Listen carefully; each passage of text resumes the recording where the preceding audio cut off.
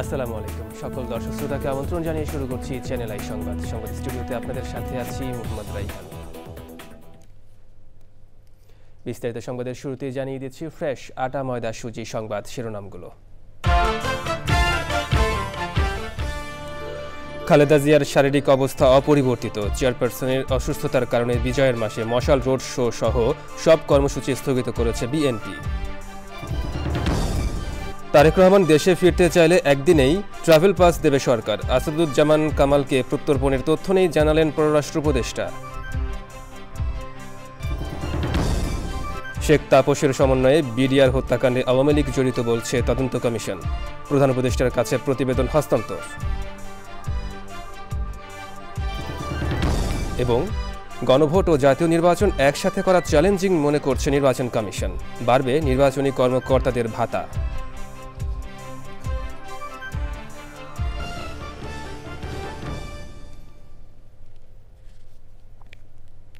দর্শক সংবাদ শিরোনামগুলো জানাচ্ছিলাম।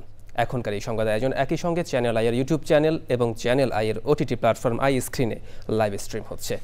এবার বিস্তারিত প্রসঙ্গ। রোববার রাত 10টা থেকে 12:30 পর্যন্ত বিএনপি চেয়ারপারসন ও সাবেক প্রধানমন্ত্রী বেগম খালেদা জিয়ার চিকিৎসার জন্য গঠিত মেডিকেল বোর্ডের সভা হয়েছে। সভায় কী সিদ্ধান্ত হয়েছে তা গণমাধ্যমকে জানানো হয়নি। তবে রোববার দলের কেন্দ্রীয় কার্যালয়ে সংবাদ সম্মেলনে দলের সিনিয়র যুগ্ম মহাসচিব রুহুল কবির রিজভী বলেছেন, খালেদা জিয়ার শারীরিক অবস্থা অপরিবর্তিত রয়েছে, তবে তিনি চিকিৎসকদের কার্যক্রমে সাড়া দিচ্ছেন, কথাও বলছেন। বিএনপি চেয়ারপারসনের অসুস্থতার কারণে বিজয়ের মাসে মশাল রোড শো সহ সব কর্মসূচি স্থগিত করেছে বিএনপি। যাযাবর মিন্টুর রিপোর্ট। ফুসফুস ও হৃদযন্ত্রের সংক্রমণ নিয়ে রাজধানীর এভার কেয়ার হাসপাতালের সিসিইউতে চিকিৎসাধীন বিএনপি চেয়ারপারসন বেগম খালেদা জিয়া। হাসপাতাল সূত্রে জানা গেছে, বেগম জিয়া স্বাভাবিকের চেয়ে কিছুটা বেশি তরল খাবার গ্রহণ করছেন এবং চিকিৎসকদের নির্দেশনা মানতে সক্ষম হচ্ছেন। দলের পক্ষ থেকে হাসপাতালের সামনে ভিড় না করার অনুরোধে রোববার নেতাকর্মীদের উপস্থিতি ছিল কিছুটা কম। তবে নেতাদের অনেকে হাসপাতালে খালেদা জিয়াকে দেখতে যান। বোর্ড মিটিংয়ের পর ডাক্তার সাহেবরাই কথা বলবে। আছে আলহামদুলিল্লাহ, আগের মতোই স্থিতিশীল অবস্থায় আছে। রাষ্ট্রপতির শুভেচ্ছা নিয়ে দেখা করেন রাষ্ট্রপতির সহকারী একান্ত সচিব। মহামান্য রাষ্ট্রপতিও আসলে এই বিষয়টায় খুব কনসার্ন এবং তিনি সবসময় খোঁজখবর রাখছেন বিভিন্ন মাধ্যমে, আপনারা জানেন। এবং আমি যেটা বললাম যে মহামান্য রাষ্ট্রপতি বিএনপি মহাসচিবের সঙ্গে টেলিফোনে কথা বলেছেন। এছাড়া বেগম জিয়া যিনি চিকিৎসক রয়েছেন, যারা চিকিৎসক রয়েছেন তাদের মাধ্যমেও মহামান্য রাষ্ট্রপতি নিয়মিত খোঁজখবর রাখছেন। নয়াপল্টনের কেন্দ্রীয় কার্যালয়ে সংবাদ সম্মেলনে দলের সিনিয়র যুগ্ম মহাসচিব রুহুল কবির রিজভী বলেন, সাবেক প্রধানমন্ত্রী খালেদা জিয়ার শারীরিক অবস্থা অপরিবর্তিত রয়েছে। তার বিদেশ যাওয়ার ব্যাপারে মেডিকেল বোর্ড এখনো কোনো পরামর্শ দেয়নি। অবনতিশীল হয়নি, কিন্তু তাই বলে যে খুব একটা উন্নতি হয়েছে এরকমও খবর পাইনি। মানে তার শারীরিক অবস্থা অপরিবর্তিত রয়েছে। এই সংকটের কারণেই আমাদের এই কর্মসূচিটি বিজয়ের মাসে বিজয়ের মশাল এটি স্থগিত করা হয়েছে। তারেক রহমানের দেশে ফেরা নিয়ে রুহুল কবির রিজভী জানান, যথাসময়ে তিনি আসবেন। যাযাবর মিন্টু, চ্যানেল আই, ঢাকা। পররাষ্ট্র উপদেষ্টা তৌহিদ হোসেন বলেছেন, বিএনপির ভারপ্রাপ্ত চেয়ারম্যান তারেক রহমান দেশে ফিরতে চাইলে অন্তর্বর্তী সরকার একদিনের মধ্যেই ট্রাভেল পাস দেবে। লন্ডনে তারেক রহমান কোন স্ট্যাটাসে অবস্থান করছেন তা সরকারের জানা নেই উল্লেখ করে পররাষ্ট্র উপদেষ্টা বলেন, তার ফিরতে সরকারের পক্ষ থেকে কোনো বাধা নেই। রিক্যাপ টকে উপদেষ্টা বলেন, সাবেক স্বরাষ্ট্রমন্ত্রীকে দেশে ফেরানো হচ্ছে এমন তথ্য তার জানা নেই। পান্থ রহমান জানাচ্ছেন বিস্তারিত। কূটনৈতিক সাংবাদিকদের সংগঠন ডিক্যাবের নিয়মিত আয়োজনে অতিথি পররাষ্ট্র উপদেষ্টা। কূটনৈতিক অঙ্গনে সাম্প্রতিক সময়ে আলোচিত সব প্রশ্নের উত্তর দেন তিনি। পাসপোর্ট থাকে না বা মেয়াদ উত্তীর্ণ হয়ে যায়, তখন কেউ যদি আসতে চান তাহলে তাকে আমরা ওয়ান টাইম পাস একটা দিয়ে দিই আর কি, একবার দেশে আসার জন্য। তো এটা দিতে একদিন লাগে, কাজে এটা উনি যদি আজকে বলেন যে উনি আসবেন, আগামীকাল আমরা এটা দিয়ে পরশুদিন উনি প্লেনে উঠতে পারবেন, কোনো অসুবিধা নেই। তারেক রহমান সাহেবের দেশে আসার ব্যাপারে আগ্রহ আছে কি নাই সেটা আপনাদের মাধ্যমে আমি জানি, কারণ পত্রপত্রিকাতে যেটুকু আসে, আমার কাছে আলাদাভাবে কোনো ধরনের কোনো তথ্য নাই এ ব্যাপারে। ভারতের সাথে সম্পর্কের মাত্রা ও গতি প্রকৃতি নিয়ে বেশ কিছু প্রশ্ন এলেও সাবধানী উত্তর পররাষ্ট্র উপদেষ্টার। বলেন, বাহ্যিক উষ্ণতা নয়, বাংলাদেশ চায় কাজের সম্পর্ক। যদি শেখ হাসিনাকে ফেরত না দেয়, আমার মনে হয় শুধু একটি ইস্যুতে আমাদের সম্পর্ক আটকে থাকবে না। আমাদের তিস্তার পানি বলুন বা বর্ডার ক্লিনিক বন্ধ করা বলুন, এগুলোও তো পাশাপাশি থাকবে শেখ হাসিনা ফেরত দেওয়া না দেওয়ার উপর। তবে আমরা অবশ্যই চাই যে যেহেতু তিনি কনভিক্টেড হয়েছেন তাকে ফেরত দেওয়া হোক, যাতে আমরা বিচার শাস্তি ইমপ্লিমেন্ট করা যায়। সাবেক স্বরাষ্ট্রমন্ত্রীকে দিয়ে প্রত্যাবর্তন শুরু হবে, প্রধান উপদেষ্টার প্রেস সচিবের বক্তব্যের বিষয়ে জানতে চাওয়া হয় তার কাছে। আসাদুজ্জামান কামালের ব্যাপারে দুটো প্রশ্ন এখানে আছে। একটিরও কোনো অফিসিয়াল তথ্য আমার কাছে নেই। আমরা জানি উনি সেখানে ভারতে আছেন, কিন্তু লিখিতভাবে কখনো আমাদেরকে সেটা জানানো হয়নি। এবং তাকে দিয়ে যে ওখান থেকে ফেরত আনা শুরু হবে এমনও কোনো তথ্য আমার কাছে নেই। খালেদা জিয়া বিদেশে যেতে চাইলে সহযোগিতা করার কথা জানান উপদেষ্টা। তিনি বলেন, কার্যক্রম নিষিদ্ধ থাকায় এবারের নির্বাচনে থাকবে না আওয়ামী লীগ। এই মুহূর্তে উনি আসলে বিদেশে যাকে নিয়ে যাওয়ার মতো অবস্থায় নেই। যদি একটু ইমপ্রুভ করে তাহলে নিয়ে যাওয়া হবে, এবং সেজন্য বিভিন্ন অ্যারেঞ্জমেন্ট পার্টির পক্ষ থেকে করা হচ্ছে। আমরা সহায়তা করতেছি, যেটুকু যেখানে সহায়তা প্রয়োজন আমরা করব। Panth Rahman, channel I, Dhaka. BDR বিদ্রোহের ঘটনা তদন্তে গঠিত জাতীয় স্বাধীন তদন্ত কমিশন প্রধান উপদেষ্টা প্রফেসর মোহাম্মদ ইউনূসের কাছে প্রতিবেদন জমা দিয়েছে। কমিশনের প্রধান অবসরপ্রাপ্ত মেজর জেনারেল আ.ল.মা ফজলুর রহমান ও অন্যান্য সদস্যরা রাষ্ট্রীয় অতিথি ভবন যমুনায় প্রধান উপদেষ্টার কাছে এই প্রতিবেদন জমা দেন। এ সময় প্রধান উপদেষ্টা বলেন, বিডিআর হত্যাকাণ্ডের ঘটনায় জাতি দীর্ঘদিন অন্ধকারে ছিল। ইতিহাসের এই ভয়াবহতম ঘটনা নিয়ে জাতির অনেক প্রশ্ন ছিল।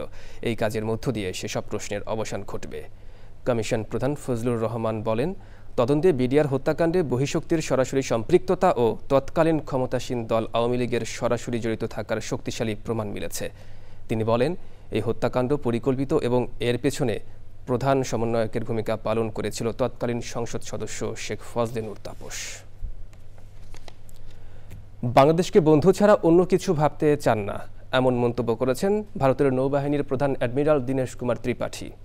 বাংলাদেশে ভারত বিরোধী মনোভাব চলছে এমন ইঙ্গিত করে তিনি বলেন, ফেব্রুয়ারির জাতীয় নির্বাচন পর্যন্ত অপেক্ষা করতে হবে, এরপর হয়তো বাংলাদেশের অবস্থার পরিবর্তন হবে। পুনেতে দেশটির ন্যাশনাল ডিফেন্স একাডেমির ১৪৯তম কোর্সের পাসিং আউট প্যারেডে এসব কথা বলেন তিনি। গত বছরের গণঅভ্যুত্থানে সাবেক প্রধানমন্ত্রী শেখ হাসিনা ভারতে আশ্রয় নেয়। এ কারণে বাংলাদেশের মানুষ ভারতের উপর ক্ষুব্ধ বলেও জানান তিনি।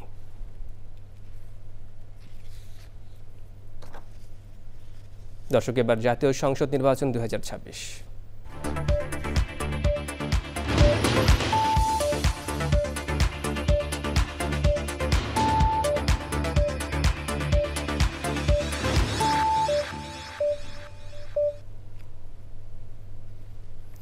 ভোট নিয়ে আলোচনা এখন সারা দেশে। নানান বয়সী, নানান পেশার মানুষ নির্বাচন নিয়ে কি ভাবছেন সেটা জানতে সারা দেশে ঘুরে বেড়াচ্ছে চ্যানেল আইয়ের ক্যামেরা।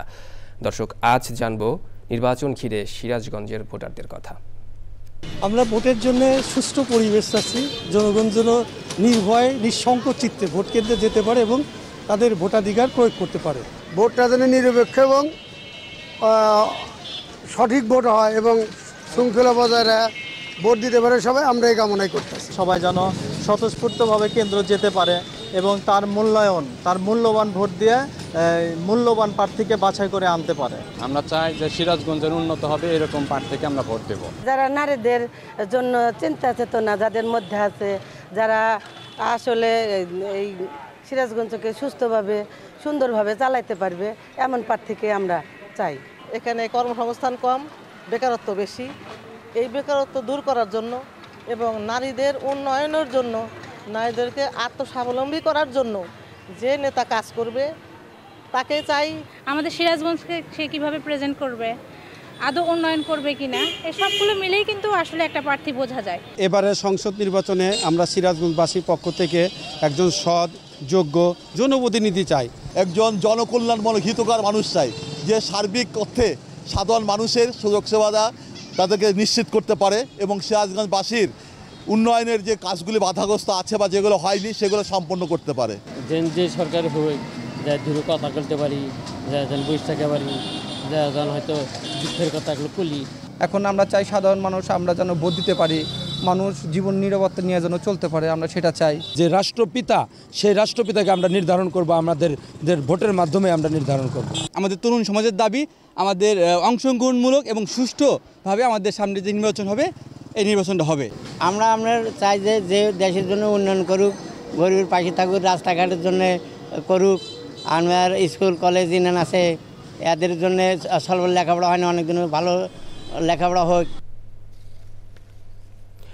গণভোট ও জাতীয় নির্বাচন একসাথে করার চ্যালেঞ্জ মনে করছে নির্বাচন কমিশন। সংশ্লিষ্ট মন্ত্রণালয় ও দফতরের কর্মকর্তাদের সাথে বৈঠক শেষে ইসি সচিব আক্তার আহমেদ বলেন, আগামী নির্বাচনে ভোট কেন্দ্র বাড়ানো লাগবে না, তবে গোপন কক্ষের সংখ্যা বাড়ানো লাগতে পারে। সুষ্ঠু ভোটের জন্য ইসি, মাঠ প্রশাসন, জুডিশিয়ারির মধ্যে সমন্বয় থাকতে হবে। ইসি সচিব জানান, নির্বাচনে দায়িত্ব পালনকারীরা যেন স্থানীয় প্রভাবশালীদের আতিথেয়তা না নেন, সেজন্য ভাতার পরিমাণ বাড়ানো হয়েছে।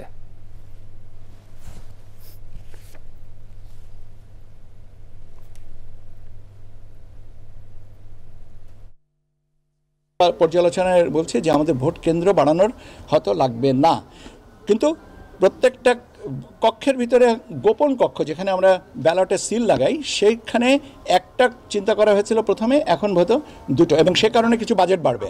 ভোটাররা 4টা ভোট একসাথে পড়ছেন, তার জন্য সময় বেশি লাগবে। আর যিনি আগে থেকে ভোট জেনে যাবেন যে 4টা প্রস্তাবনা কি, তার জন্য এটা সিদ্ধান্ত নেওয়াটা আগে থেকে, এটাও তো একটা চ্যালেঞ্জ। দর্শক, এবার বিজয়ের মাস ডিসেম্বর।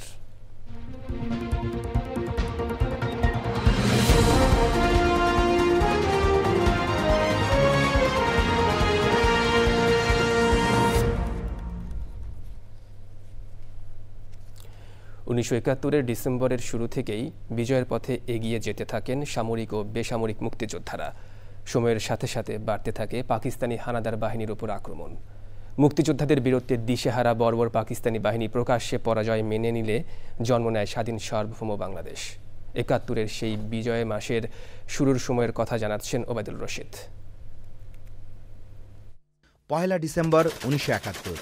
দেশের রণাঙ্গনে তখন মুক্তিযোদ্ধাদের বিজয়ের খবর চারদিকে। কোণঠাসা পাকিস্তানি হানাদার বাহিনী আর তাদের এদেশের দোসররা। অন্যদিকে আন্তর্জাতিক রাজনীতিতে বিদেশেও কোণঠাসা হতে শুরু করে পাকিস্তান আর তার মিত্ররা। বাংলাদেশের স্বাধীনতার পক্ষে জনমত জোরদার হয়। বিচারপতি আবু সাইদ চৌধুরীর নেতৃত্বে জাতিসংঘে বাংলাদেশ প্রতিনিধি দলের সফল কর্মতৎপরতার বিশদ বিবরণ প্রকাশিত হয় লন্ডনের দি গার্ডিয়ান পত্রিকায়। মুক্তিযোদ্ধাদের সাফল্যের পাশাপাশি বাংলাদেশের স্বাধীনতা আর বাংলাদেশকে স্বীকৃতি দেওয়ার বাস্তবতাও তুলে ধরা হয় ওই প্রতিবেদনে। মহান মুক্তিযুদ্ধের এদিনে পুরো বাংলাদেশ ছিল রণক্ষেত্র। নোয়াখালীর ফেনী সীমান্তবর্তী বিভিন্ন রণাঙ্গনে পাকিস্তানি সৈন্য আর মুক্তিবাহিনীর মধ্যে তুমুল যুদ্ধ হয়। সাগুলনাইয়ায় মুক্তিযোদ্ধাদের আক্রমণে টিকতে না পেরে পালিয়ে যায় পাকিস্তানি সৈন্যরা। বিজয়ী জাতির শ্রেষ্ঠ সন্তানেরা এগিয়ে যেতে থাকেন চট্টগ্রামের দিকে। আখাউড়ায় দ্বিতীয় দিনের মতো যুদ্ধ অব্যাহত থাকে দুই পক্ষের মধ্যে। মুক্তিযোদ্ধারা আজমপুর রেলওয়ে স্টেশন দখল করে নিলেও প্রচণ্ড প্রতিরোধের মুখে পড়ে আখাউড়া স্টেশন দখলে। দেশের অন্য সব রণাঙ্গন থেকে আসতে থাকে পাকিস্তানি বাহিনীর পিছু হটার খবর।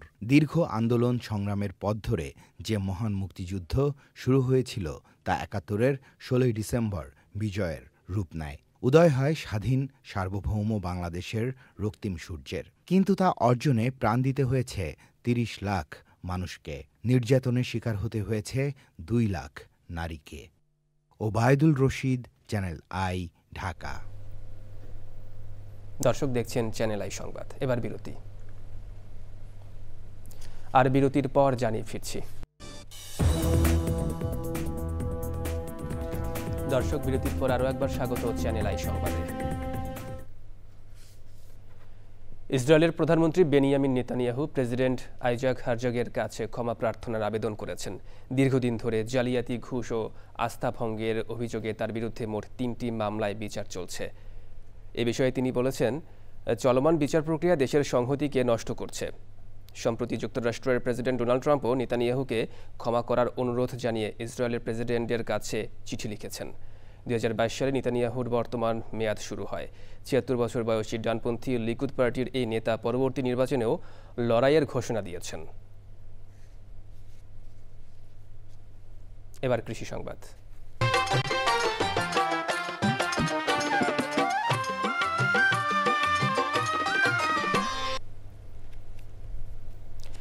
নেত্রকোনায় পেঁপের আবাদ করে স্বাবলম্বী হচ্ছেন বেকার যুবকরা। বারোমাসি এ ফল সবজি হিসেবেও জনপ্রিয়। পুকুরে মাছ চাষের পাশাপাশি পুকুর পাড়ে পেঁপের আবাদ করে স্বাবলম্বী হয়ে উঠেছেন অনেকে। নেত্রকোনা প্রতিনিধি জাহিদ হাসানের তথ্যচিত্রে আলমুকসিদের রিপোর্ট। নেত্রকোনা সদর, আটপাড়া ও পূর্বধলা উপজেলার চরপাড়া আসামপুর গ্রামে মাছের খামার ও পুকুরের পাড় সহ বসত আঙিনায় আবাদ হচ্ছে পেঁপে। বারোমাসি এই ফল সবজি হিসেবে বেশ জনপ্রিয় হওয়ায় চাহিদাও রয়েছে ব্যাপক। কম খরচে অধিক লাভ হওয়ায় আশপাশের এলাকায় ছড়িয়ে পড়েছে পেঁপের আবাদ। প্রতি গাছে 2.5 থেকে 3 মণ পেঁপে কাঁচা পাওয়া যায়, পাকাও বিক্রি করি। কাঁচা পাবদা বিক্রি করলে আনুমানিক 6,80,000 টাকা মতো বিক্রি হয়। তরকারি আছে, লাউ, মিষ্টি লাউ আছে, চুয়াই আছে, পেঁপে আছে, মাছ আছে। পুকুর পাড় বসতবাড়ির পাশে পেঁপে সহ শাকসবজি ও কলার আবাদ করে লাভবান হচ্ছেন চাষিরা। পাড়ের মধ্যে শাকসবজি বলতে পেঁপে আছে, লাউ আছে, কুমড়া আছে, চুকাই আছে, সিম গাছ আছে, বেগুন আছে, এই কাঁচামরিচ আছে, এরপরে নেপিয়ার আছে, গরুর ঘাস আছে। প্রতিটি গাছে 2.5 থেকে 3 মুঠ পেঁপে হয়। আমরা মাঝে মাঝে পাকনা পেঁপে বিক্রি করি, কাঁচা পেঁপে বিক্রি করি। আগ্রহী যুবকদের পরামর্শ দিয়ে সহায়তা করছে কৃষি বিভাগ। অফিসারদের কার্যক্রম এবং আমাদের উদ্যোগী চাষি যাদের নিরলস পরিশ্রমে আমাদের এই নেত্রকোনার কৃষি এগিয়ে যাচ্ছে, তাদের কাছে আমার প্রত্যাশা থাকবে আমাদের যে পটেনশিয়াল যে ফসলগুলো আছে, বিশেষ করে সরিষা এবং সবজির আঘাত এগিয়ে যাবে। একই জমিতে একাধিক ফসলে একদিকে যেমন মিটছে পুষ্টি চাহিদা, অন্যদিকে আসছে অর্থনৈতিক সচ্ছলতাও, বলছেন কৃষি সংশ্লিষ্টরা। আল মুকসিদ, চ্যানেল আই। এবার প্রকৃতি সংবাদ।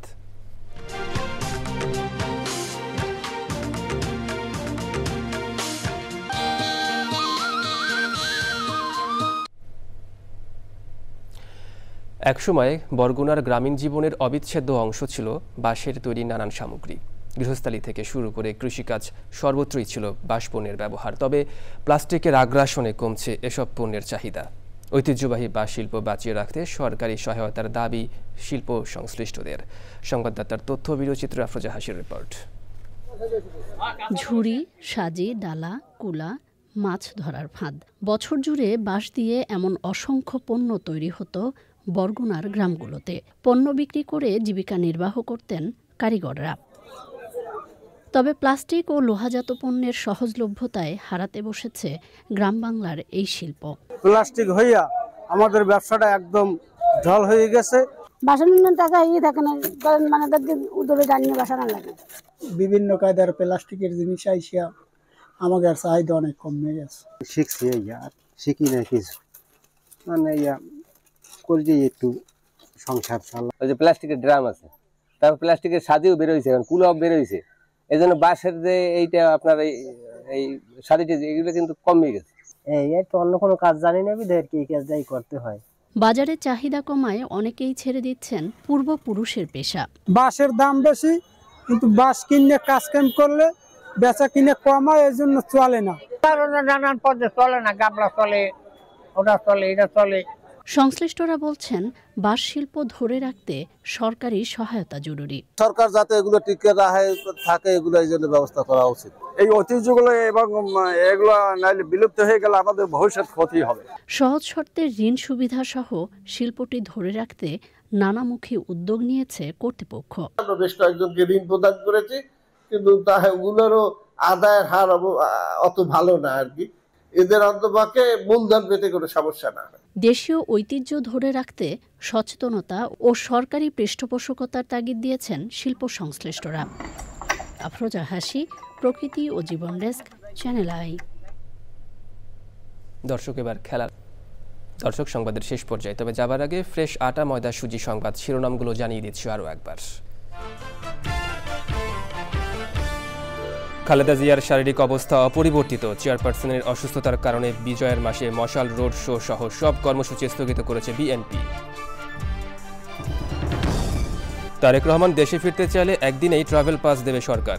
আসাদুজ্জামান কামালকে প্রত্যর্পণের তথ্য নেই জানালেন পররাষ্ট্র উপদেষ্টা। শেখ তাপসের সমন্বয়ে বিডিআর হত্যাকাণ্ডে আওয়ামী লীগ জড়িত বলছে তদন্ত কমিশন। প্রধান উপদেষ্টার কাছে প্রতিবেদন হস্তান্তর।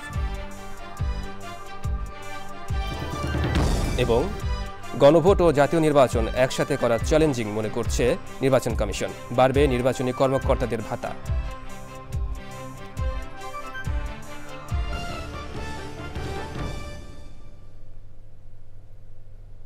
দর্শক, চ্যানেল আইয়ের সর্বশেষ সংবাদ জানতে ভিজিট করুন channelionline.com-এ। যুক্ত থাকুন আমাদের সোশ্যাল মিডিয়ার প্ল্যাটফর্মগুলোর সাথে। পরবর্তী শীর্ষ খবর দেখার আমন্ত্রণ। ধন্যবাদ সবাইকে।